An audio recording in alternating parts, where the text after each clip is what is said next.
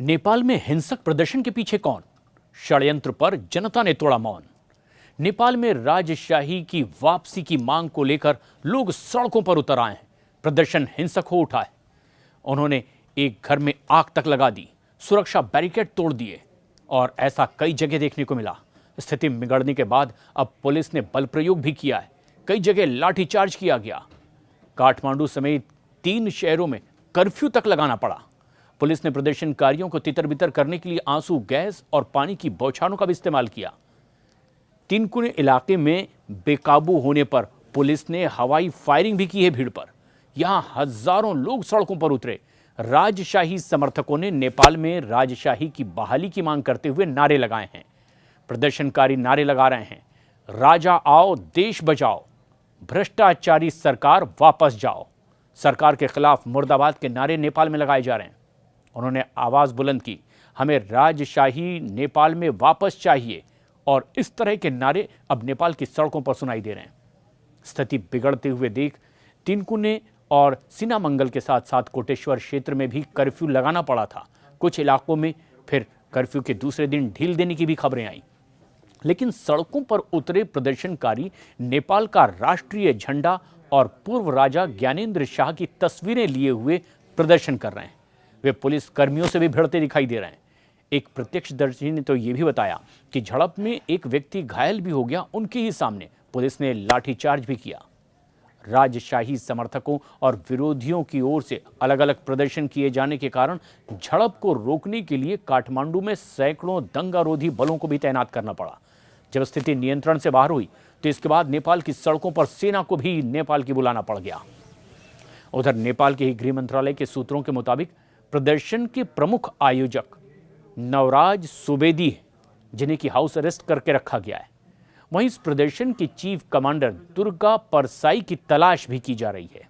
40 से ज्यादा नेपाली संगठनों के प्रदर्शनकारियों ने ये काठमांडू के तिनकुने इलाके में जबरदस्त प्रदर्शन किया।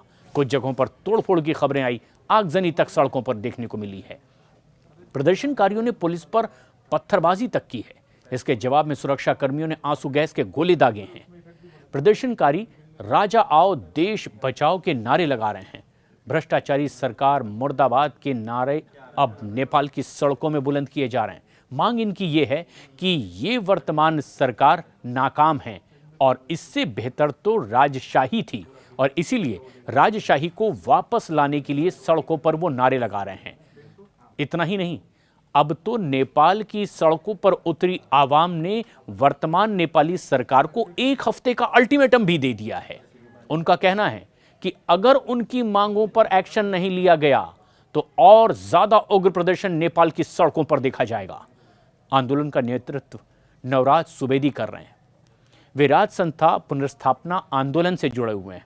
इसका मकसद नेपाल में राजशाही को बहाल करना है। फिर एक बार, दरअसल नेपाल में साल 2006 में राजशाही के खिलाफ विद्रोह तेज हो गया था।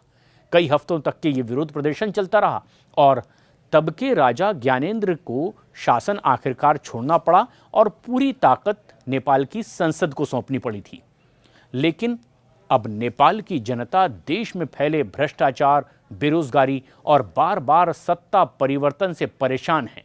जनता को यह भी महसूस हो रहा है कि अब नेपाल में जिसकी सरकार है वो क्या कहीं किसी और देश से ऑपरेट तो नहीं हो रही और इसीलिए भी कम्युनिस्ट शासकों को लेकर के भी एक बड़ा गुस्सा नेपाल की जनता में है।